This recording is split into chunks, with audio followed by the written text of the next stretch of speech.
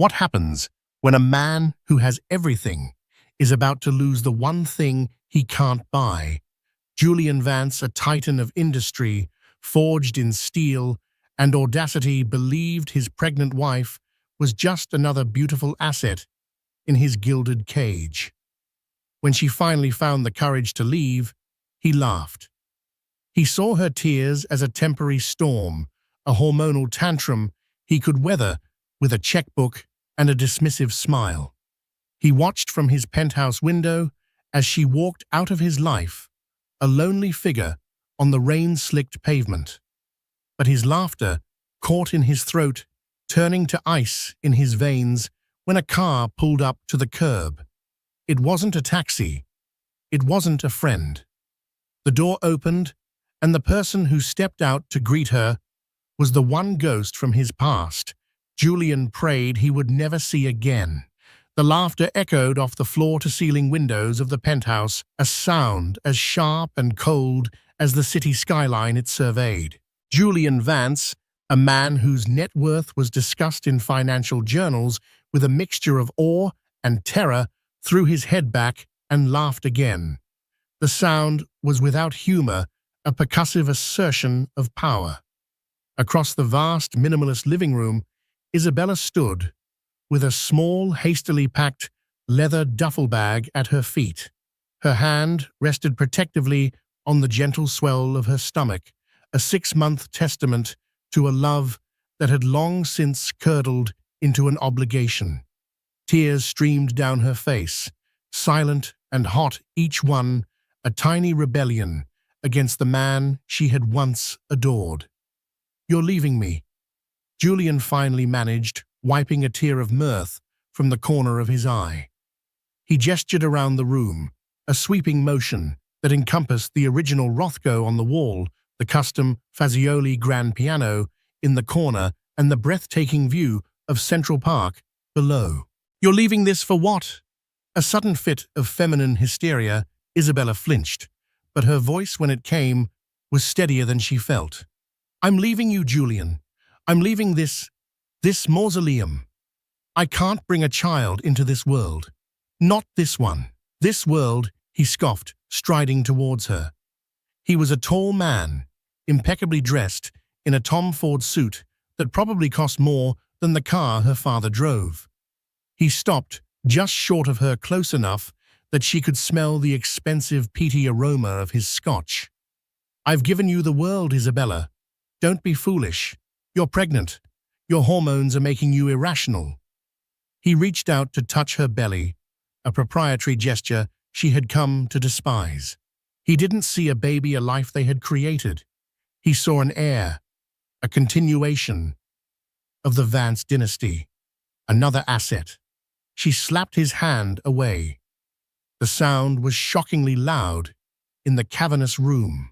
Julian's smile tightened, the humor vanishing, completely replaced by a glacial fury. "Don't you dare," he whispered, his voice dangerously low. "I can't do this anymore," she said, her voice cracking but resolute. "I'm not a vase you put on display. I'm not a broodmare for your legacy. I'm a person. And this baby deserves a father who sees them as a person, not a stock portfolio." "And where will you go?" he sneered, his confidence returning. "Back to your little walk-up in Brooklyn, with your artist friends who think success is selling a painting for enough to cover their rent. How long do you think you'll last, my dear, before you come crawling back a week, too?" He truly believed it. He had plucked her from obscurity, a talented but unknown art curator, and placed her in a world of unimaginable wealth.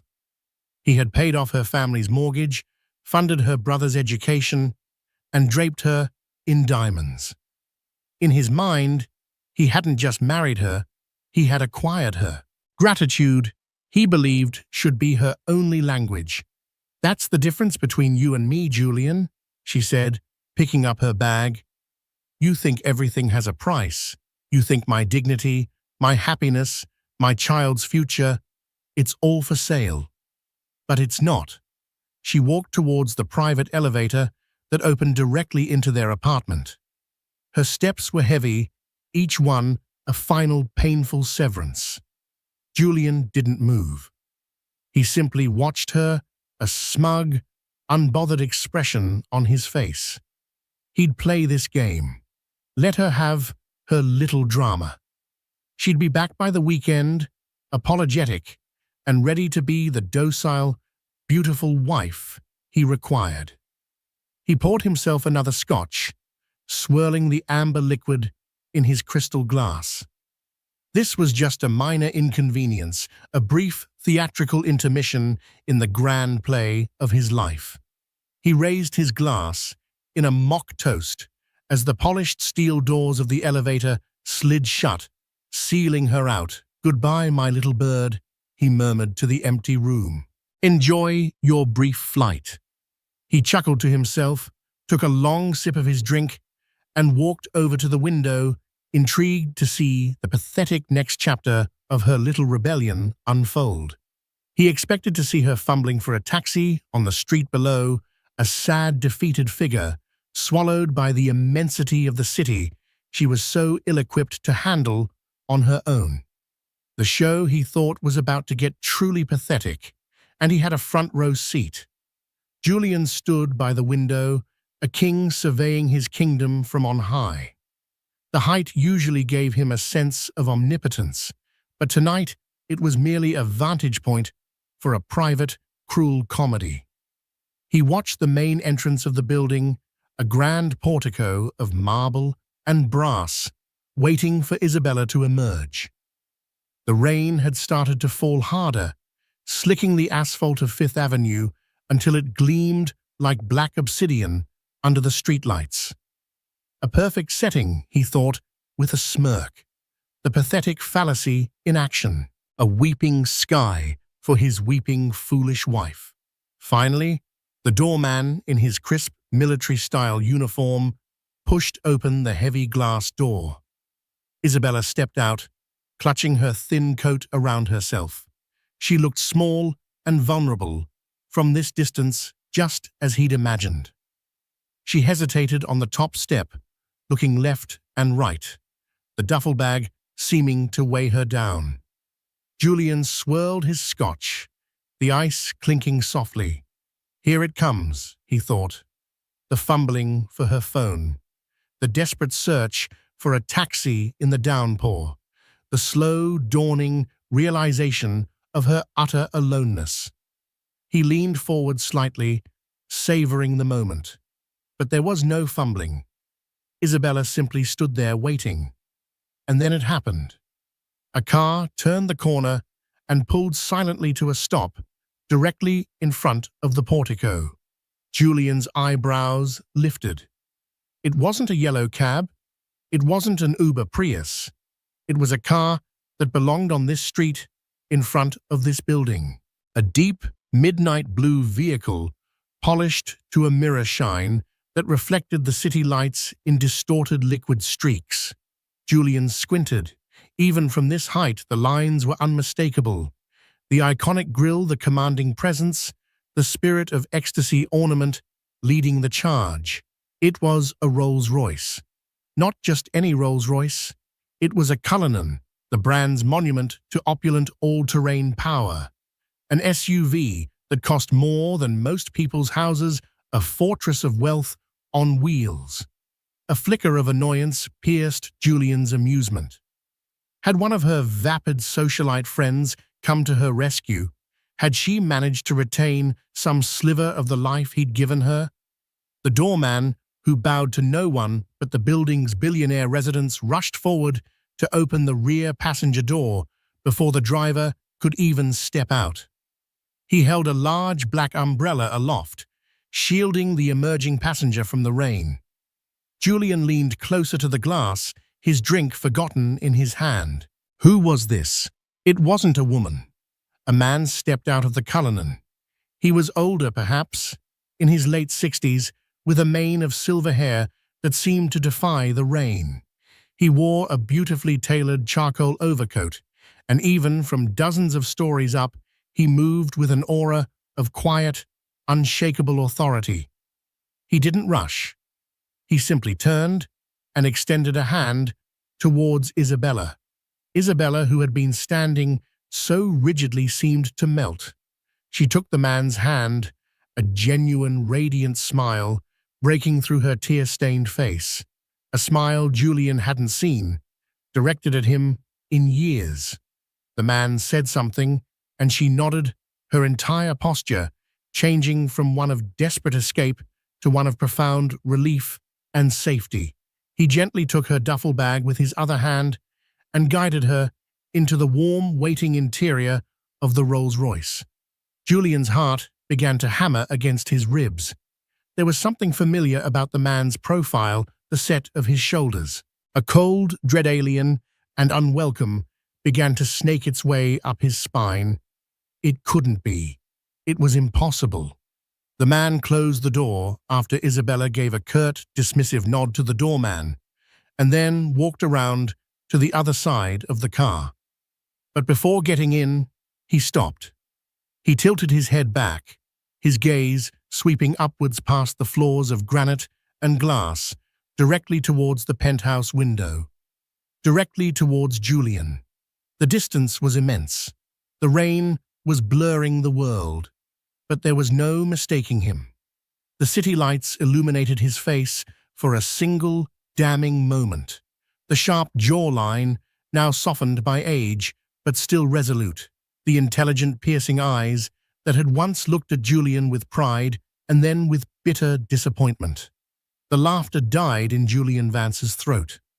The glass slipped from his numb fingers, shattering on the marble floor and splashing scotch across his immaculate shoes. He stumbled back from the window, his breath coming in ragged gasps. It was Arthur Penhaligon, his mentor, his partner, the man he had ruthlessly betrayed and financially destroyed a decade ago to seize control of their shared company.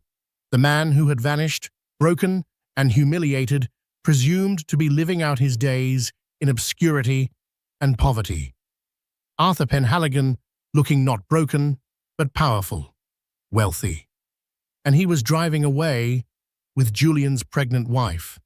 The smugness, the arrogance, the unshakable confidence, it all evaporated in an instant, replaced by a raw, primal terror. This wasn't a hormonal whim. This wasn't a marital spat. This was a declaration of war. A war Julian had thought he'd already won 10 years ago. And the ghost he had created had just stolen his future. The shattered glass crunched under Julian's shoe as he staggered backward, his mind a maelstrom of denial and fury. Arthur. It couldn't be Arthur. Arthur was a footnote in his biography, a cautionary tale he sometimes told younger, ambitious executives about the weakness of sentimentality in business. He was supposed to be a ghost, a relic of a past Julian had buried under a mountain of profit and power. He lurched toward his desk and slammed a button on his intercom. "Marcus, get in here now." His voice was a raw bark stripped of its usual controlled authority. Marcus Thorne, his COO, and the closest thing Julian had to a friend, rushed in. Moments later, his face a mask of concern. "Julian, what happened? I heard a crash." "He was here," Julian breathed, running a hand through his perfectly styled hair, disheveling it for the first time in years. "Penhaligon, he was here." Marcus frowned, confused. "Arthur Penhaligon, here in the building." "Outside," Julian roared, pointing a trembling finger at the window. "He just drove off with Isabella. In a Cullinan, Marcus, a goddamn Rolls-Royce Cullinan." Marcus's professional calm finally fractured. "What? That's impossible. The last I heard, Arthur was living in a rented cottage in the Cotswolds, barely solvent." "That's what he wanted us to think," Julian snarled, his mind racing, connecting dots that were a decade old. The betrayal, sharp and vivid as if it were yesterday, flooded his memory. Flashback. 10 years earlier, the firm was called Vance and Penhaligon Properties. Arthur, then a titan of London real estate in his late 50s, had taken a raw, ferociously ambitious Julian Vance under his wing. Julian was brilliant, hungry, and utterly ruthless, qualities Arthur mistook for simple drive. Arthur was the visionary, the man with the reputation, the handshake that was as good as a contract. Julian was the numbers man, the strategist who could squeeze profit from a stone. Their masterpiece was to be the waterfront Elysium, a groundbreaking mixed-use development on a derelict stretch of the Thames. It was Arthur's dream project, years in the making. He had cultivated the relationships, secured the preliminary council approvals, and sketched the vision. Julian was tasked with structuring the financing. The linchpin was a consortium of Japanese investors, old-world traditionalists who trusted Arthur implicitly. Arthur brought Julian into the inner circle, presenting him as his protégé, his successor. "Julian has a mind like a steel trap," Arthur would say, clapping him on the back. "He's the future of this company." Julian smiled and absorbed it all. He learned Arthur's methods, his contacts, his vulnerabilities, and his greatest vulnerability was his trust. The deal was on the verge of closing. The Japanese investors were flying in for a final signing. A week before they were due to arrive, Julian made his move. He had spent months secretly creating a separate shell corporation. Using a series of complex but legal maneuvers, he subtly altered the final financing documents, creating clauses and conditions he knew Arthur, with his big-picture focus, wouldn't scrutinize. These clauses made key loan guarantees contingent not on the company Vance and Penhaligon, but on Arthur's personal assets. Simultaneously, he flew to Tokyo on a preparatory visit. He met with the younger, more aggressive members of the consortium's board, the sons of the men who trusted Arthur. He didn't slander Arthur directly. He was more insidious. He sowed seeds of doubt. He spoke of Arthur's old-fashioned methods, his resistance to modern financial instruments, and hinted at potential health issues. He presented himself as the stable, forward-thinking hand needed to truly maximize the project's potential. The day of the signing, Arthur walked in, beaming, ready to realize his dream. The Japanese investors were polite but cool. Their lead negotiator, Mr. Tanaka Jr., pointed to the new clauses. He pointed to a market volatility rider Julian had inserted, which could be triggered at the slightest downturn, placing an immense burden on the personal guarantor. "We cannot proceed with your firm under these terms," Penhaligon's son, Tanaka Jr., said, his voice flat. "It is too much risk for our capital." Arthur was blindsided, confused. He looked to Julian for support, for an explanation. Julian stood up. "Gentlemen," he announced, his voice ringing with false confidence. "I understand your concerns, which is why my new firm, Vance Global, is prepared to acquire the project's rights and assume the full financial responsibility, backed by a more robust, diversified funding model." He had spent the last 48 hours securing alternate high-risk, high-interest funding from a hedge fund using the imminent Japanese deal as leverage. The room fell silent. Arthur stared at Julian, the color draining from his face, as the scale of the treachery became horrifyingly clear. Julian hadn't just structured a deal, he had staged a coup. The Japanese, seeing a way to proceed without the perceived risk of Arthur's old-fashioned ways, agreed. The deal was signed with Vance Global. Arthur was cut out. Worse, the initial groundwork he had laid was tied up in legal knots that Julian's new, more aggressive lawyers used to claim breach of fiduciary duty, launching lawsuits that would systematically drain Arthur's personal fortune in his attempts to fight back. Within 6 months, Vance and Penhaligon was dissolved. Arthur Penhaligon, the man who had built an empire on a handshake, was ruined. He lost his company, his dream project, and his fortune. He sold his home, his art, and his dignity, and then he simply disappeared. Present day. He's been planning this, Julian whispered, the realization hitting him like a physical blow.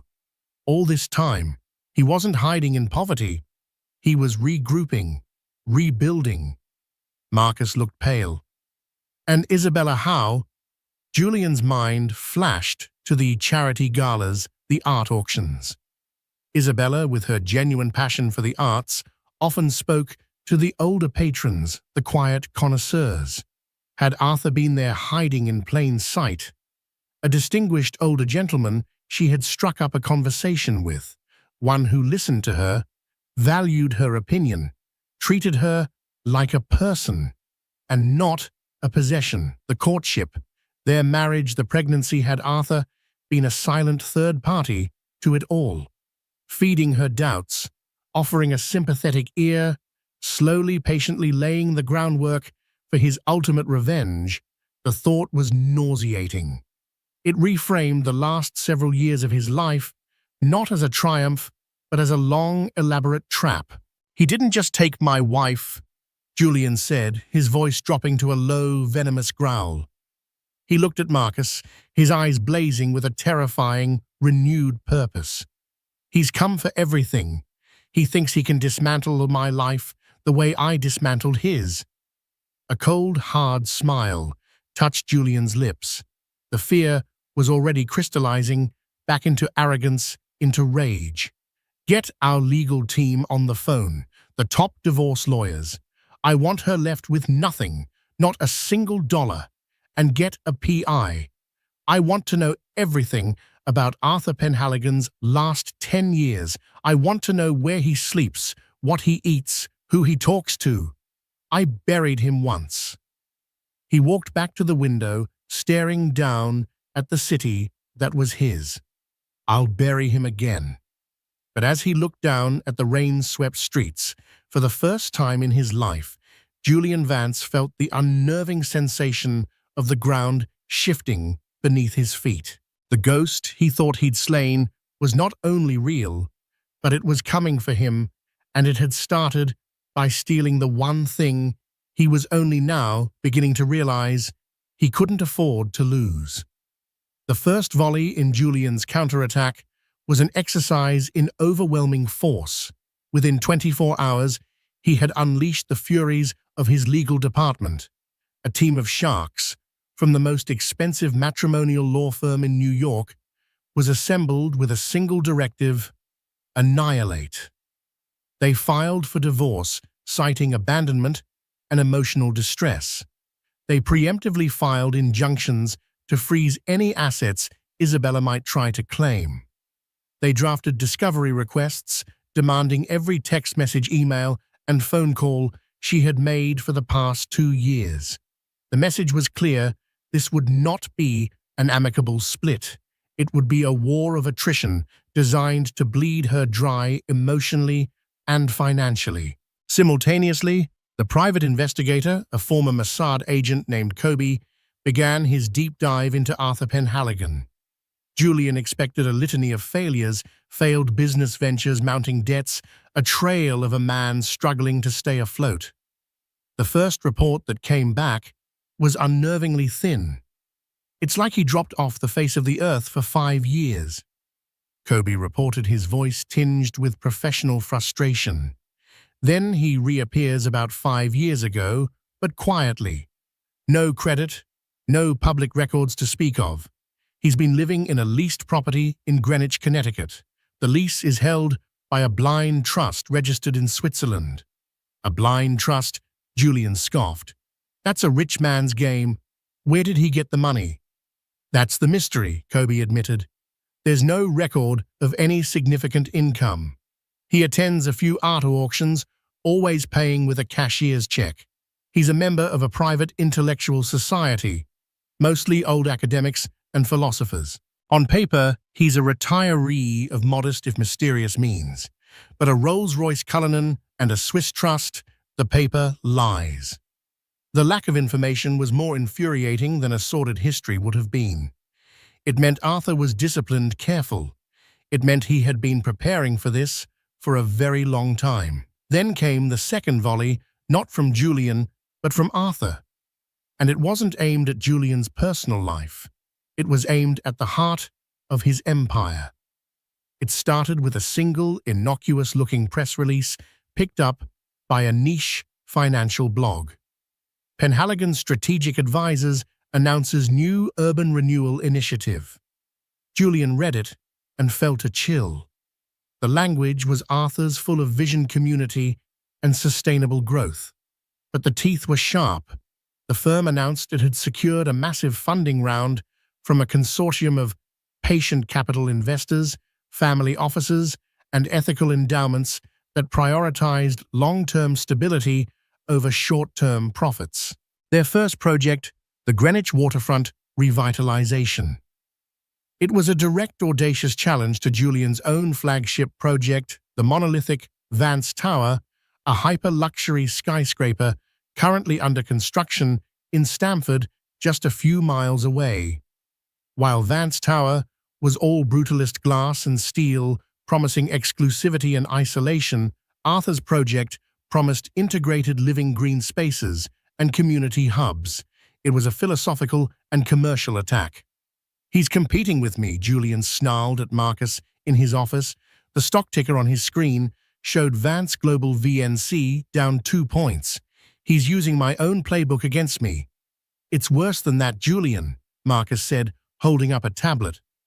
"Look at the board of Penhaligon Strategic Advisors." Julian snatched the tablet. His eyes scanned the names, and his blood ran cold. On the board were two of the most respected architects in the world, a former head of the Environmental Protection Agency and Kenji Tanaka. Not Tanaka Jr., the son he had manipulated, but Tanaka Sr., the patriarch of the Japanese consortium, the old man who had trusted Arthur with his entire being. He was listed as a senior strategic partner. Arthur hadn't just rebuilt, he had reassembled his old world, but this time he had fortified it with the very people whose trust Julian had betrayed. The third volley was the most personal. It came in the form of an exclusive feature in Vanity Fair. Julian expected a sob story from Isabella, a wronged wife narrative, but it was far more devastating. The article, titled "The Curator's Comeback," was a glowing profile of Isabella. It painted her not as a victim, but as a woman who had rediscovered her purpose. There were beautiful photos of her radiant, pregnant, and happy in a sun-drenched art studio. She spoke eloquently about her passion for integrating art into public spaces, about creating environments that fostered connection rather than isolation. She was announced as the new Director of Aesthetic and Community Experience for the Greenwich Waterfront Revitalization Project. Her role wasn't decorative, it was integral to the project's entire ethos. She spoke of Arthur Penhaligon not as a romantic partner, but as a mentor who had reignited her belief in the power of building with integrity. She only mentioned Julian once, and it was a single killer line. When asked about her marriage, she paused, then said, "I lived in a very beautiful, very expensive echo chamber for a long time. I'm just grateful that I can now hear my own voice again." The narrative was set. Arthur was the wise mentor. Isabella was the empowered woman. And Julian, by omission, was the cold, controlling monster who ran the echo chamber. The calls started coming in.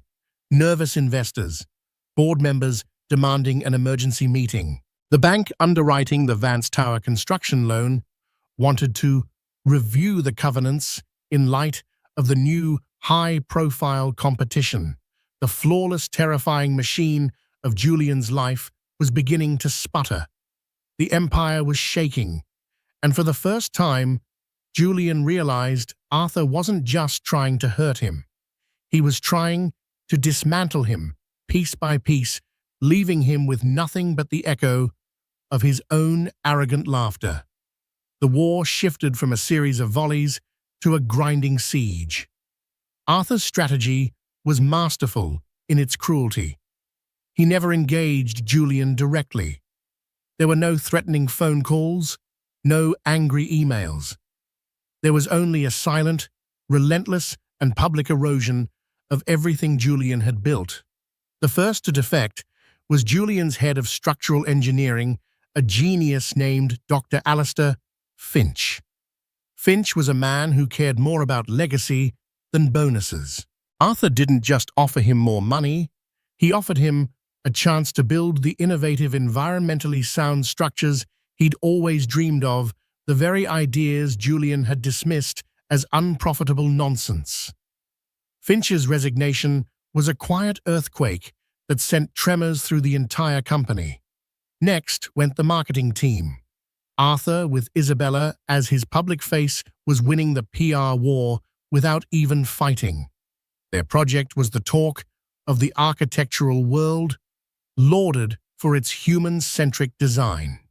Vance Tower, once a symbol of ultimate luxury, was now being framed in the media as a monument to soulless greed. The multi-million-dollar penthouses were becoming harder to sell. Julian, trapped in a cycle of rage and reaction, became more tyrannical. He yelled at his staff, second-guessed every decision, and trusted no one. The atmosphere at Vance Global turned toxic. He doubled down on his legal assault against Isabella, but it backfired. His lawyers, following his aggressive orders, subpoenaed her obstetrician's records, a move so callous it was leaked to the press. The resulting headline, "Billionaire Demands Pregnant Wife's Medical Files," was a PR catastrophe.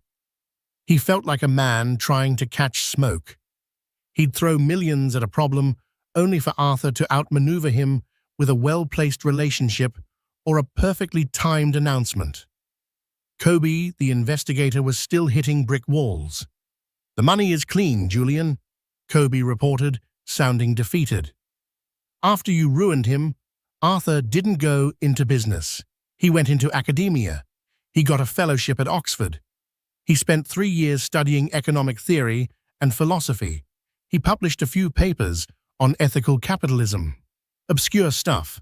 But during that time, he must have been networking, building his thesis." "A thesis for his revenge," Julian muttered.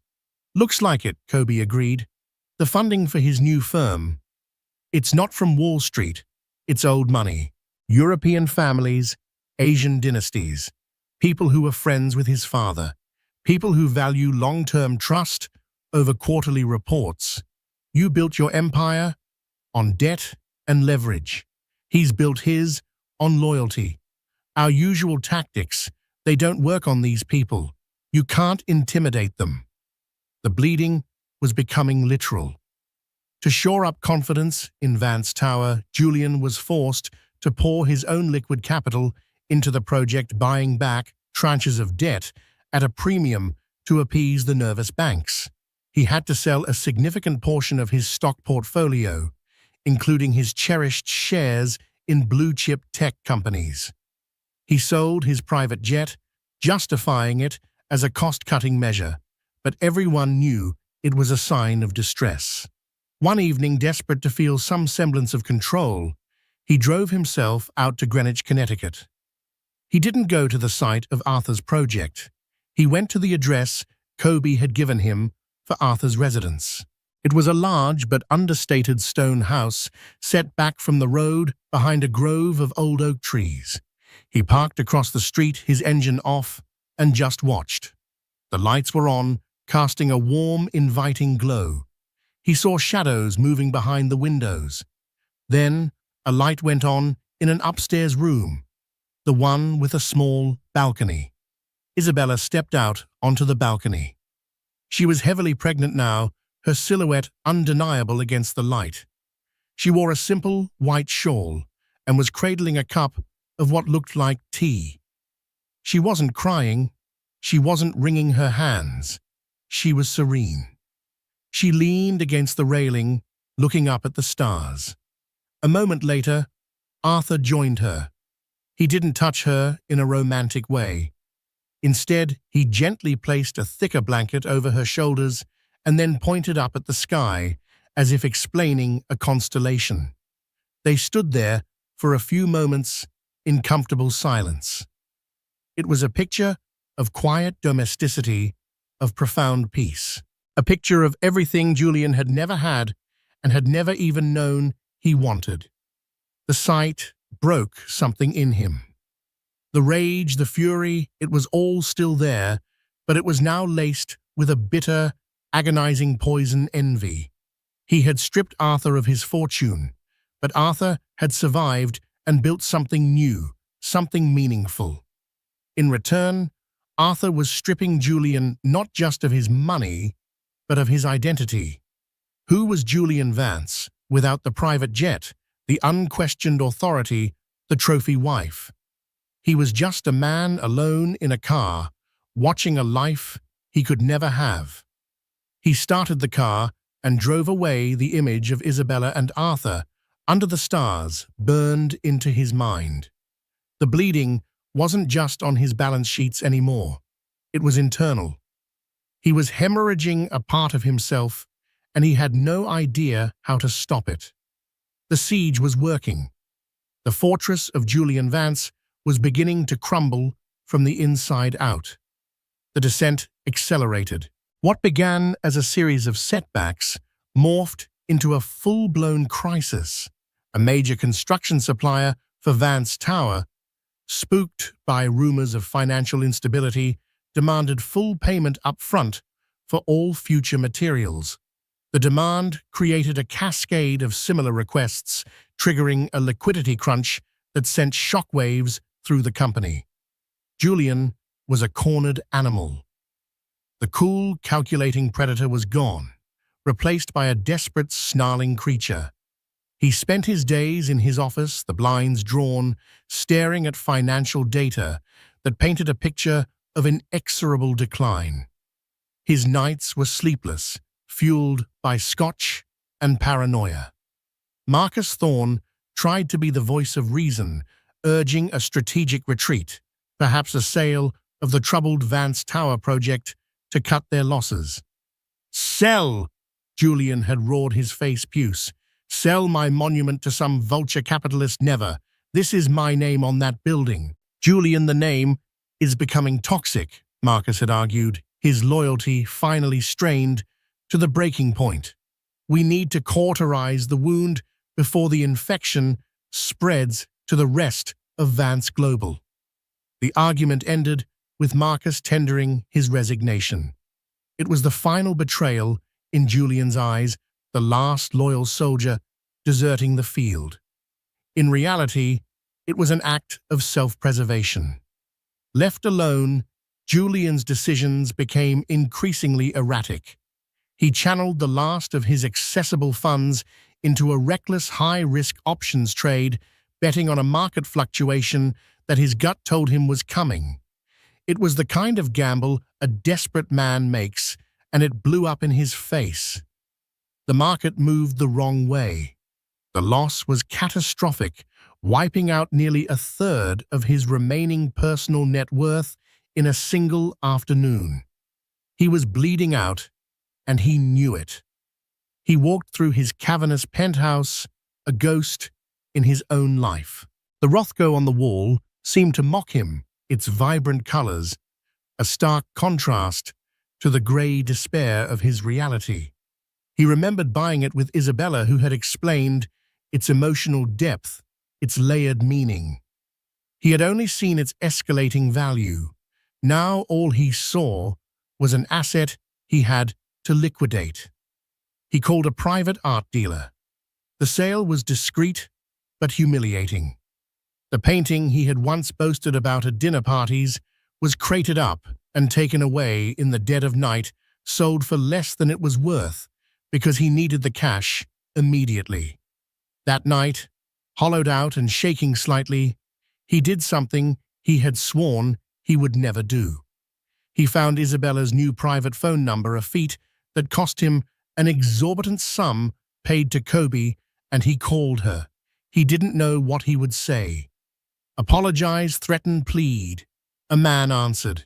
It was Arthur.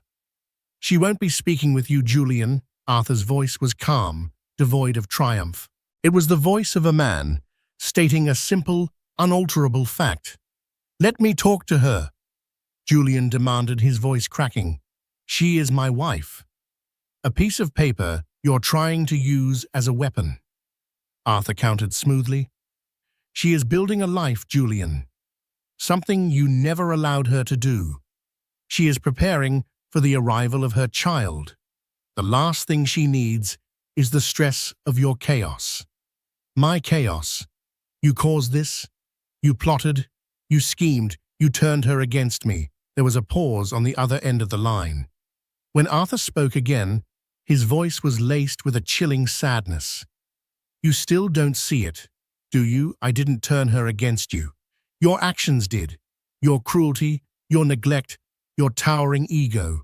I simply offered her a safe harbor when she finally decided to flee the storm. The storm was all of your own making. What do you want, Arthur? Julian whispered, his anger spent, leaving only a raw, gaping void. What is your endgame? To see me bankrupt, homeless?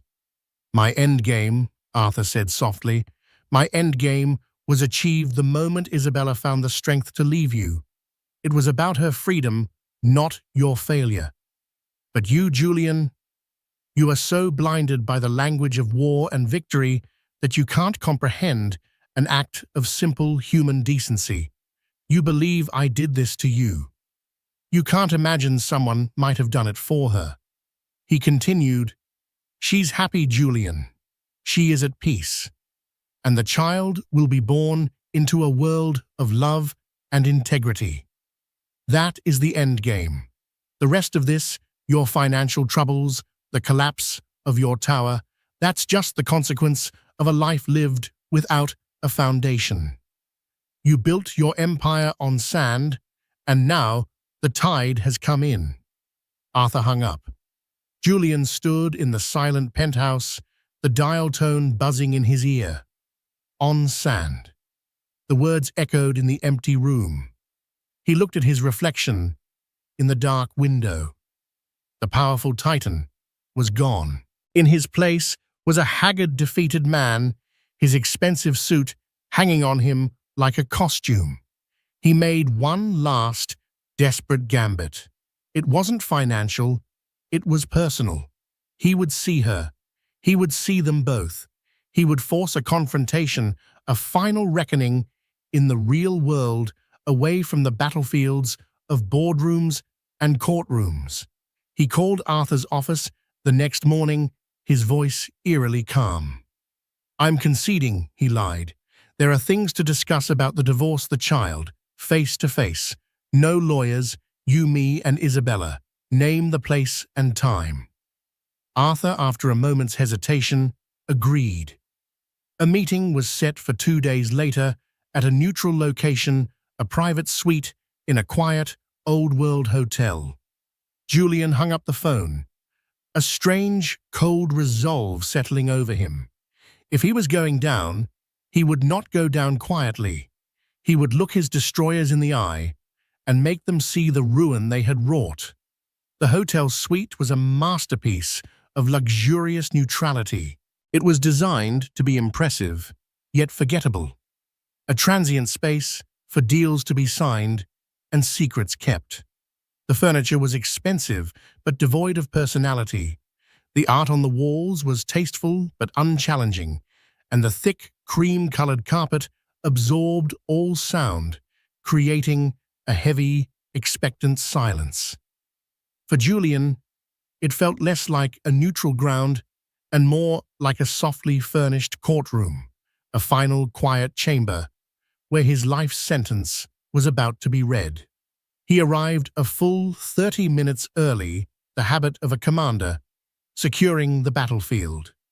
Yet the familiar surge of power that punctuality usually gave him was absent. In its place was a gnawing unease, a frantic energy that had him pacing from the window to the door and back again. His Tom Ford suit, usually a second skin of authority, felt stiff and foreign, a costume for a role he could no longer play. He caught his reflection in the polished surface of a mahogany side table, a haggard man with haunted eyes, and quickly looked away. He ran through his strategies, the mental scripts he'd prepared. He would start with controlled indignation, outlining Arthur's treachery. He would then pivot to magnanimity, a calculated offer regarding the child's welfare, designed to expose Arthur's motives as purely financial. He would be the rational one, the wronged party willing to rise above the sordid affair for the sake of his heir. He rehearsed the lines in his head, but the words felt hollow like counterfeit currency. The titan of industry was a ghost, and this desperate man pacing the room was all that was left. The click of the door latch was a sound as final as a gavel.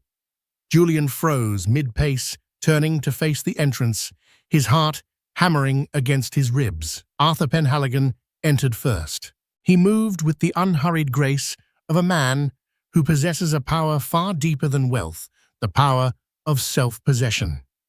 His silver hair seemed to gather the soft light of the room, and his eyes, when they met Julian's, held no trace of triumph, no hint of a gloating victor.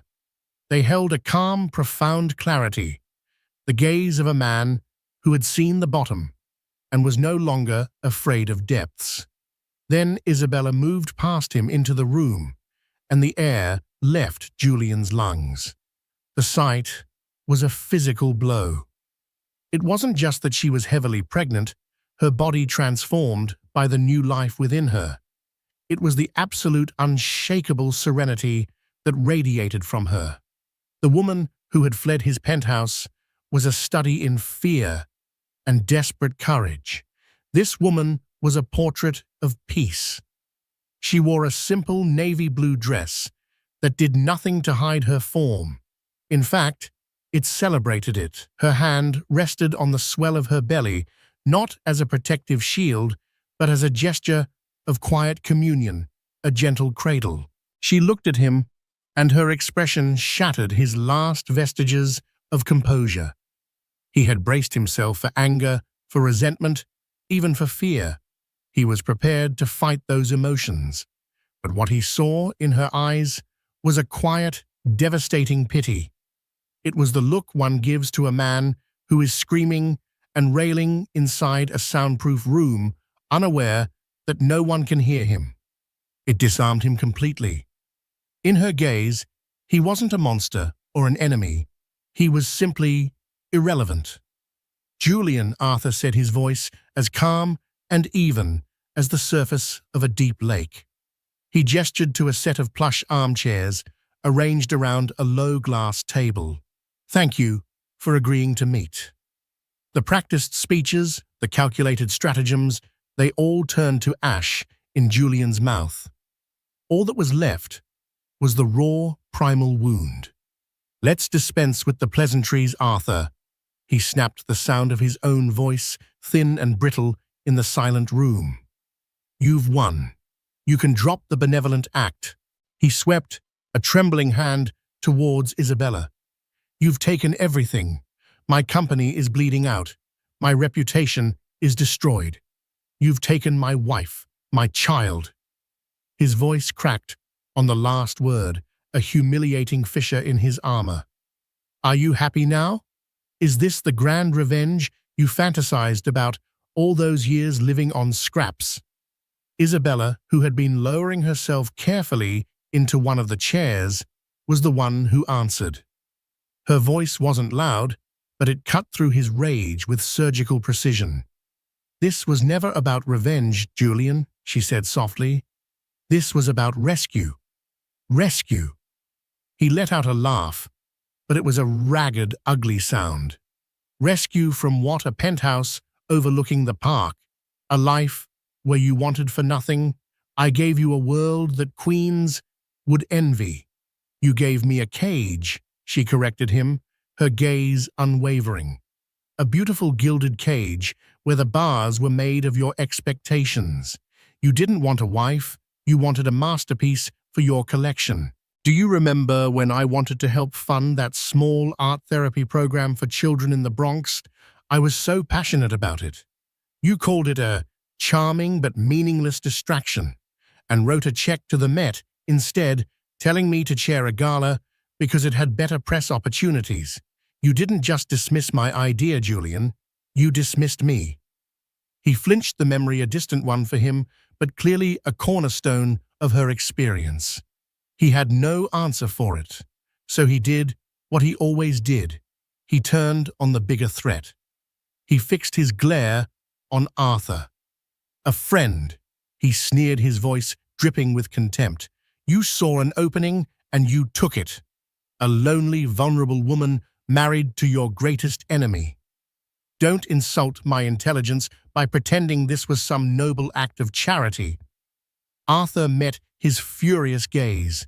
He didn't rise to the bait. Instead, he leaned forward, his hands clasped loosely on his knees, assuming the posture of a teacher, a mentor.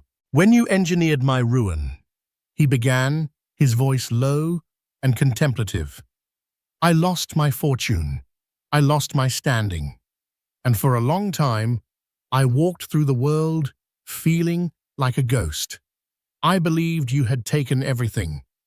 But in the silence that followed after the lawyers and creditors were gone, I began to realize that you had only taken the things that could be counted.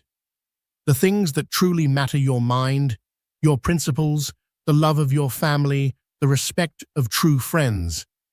Those things are beyond any man's power to take. You can only give them away. He paused, letting the words settle in the quiet room. I spent 3 years at Oxford, not studying finance, but philosophy.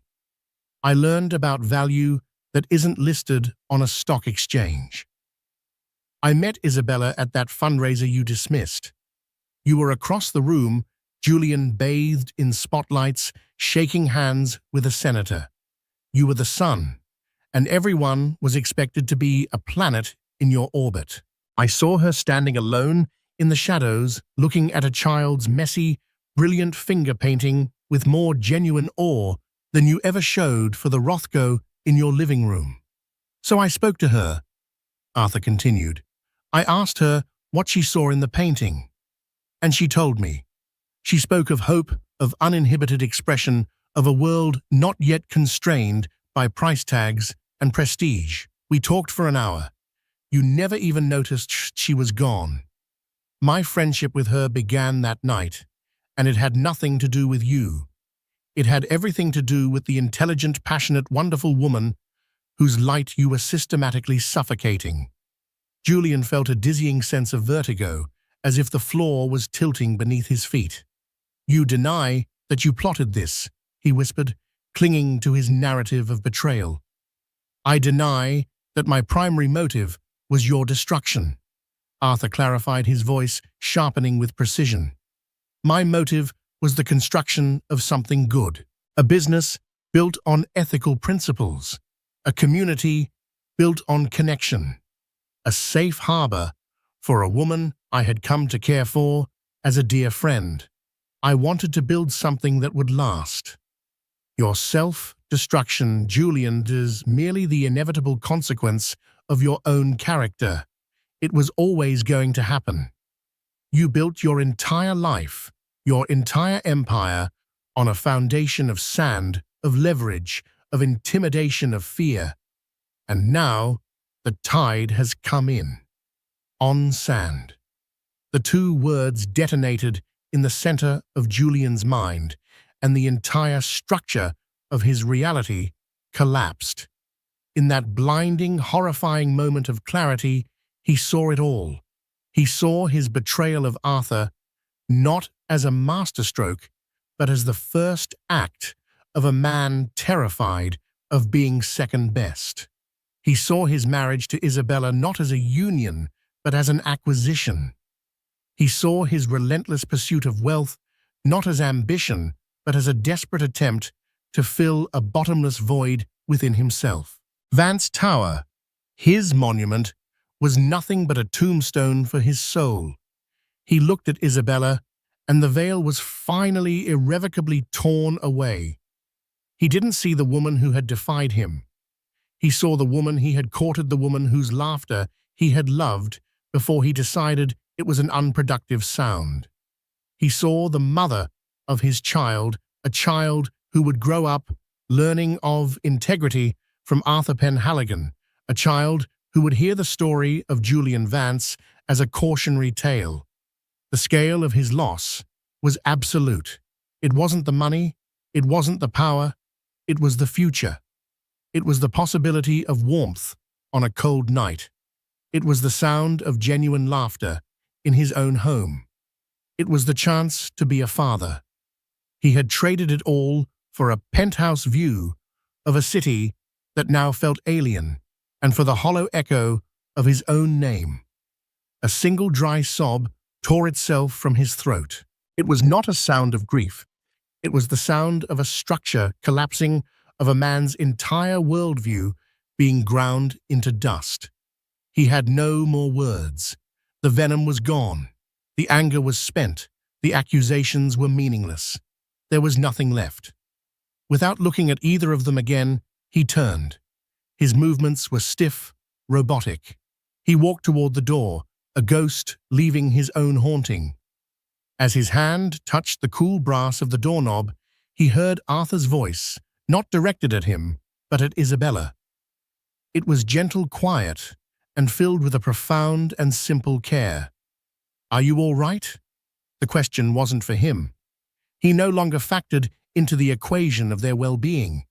In the space of that one question, he was relegated to the past, a closed chapter. The world, their world, had already moved on, and he was still in the room. That was the final verdict. He pulled the door open and walked out, not bothering to close it behind him. He moved through the hushed elegance of the hotel lobby and out onto the bustling city street, a wraith amidst the living. He was a man who had laughed as his wife left him, certain of his power, only to discover in the final terrible silence that he hadn't lost an argument. He had lost everything that mattered.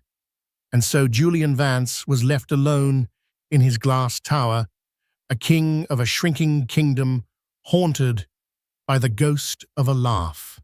His story is a powerful reminder that a life built on arrogance and greed is a fortress built on sand, ready to be washed away by the tides of consequence.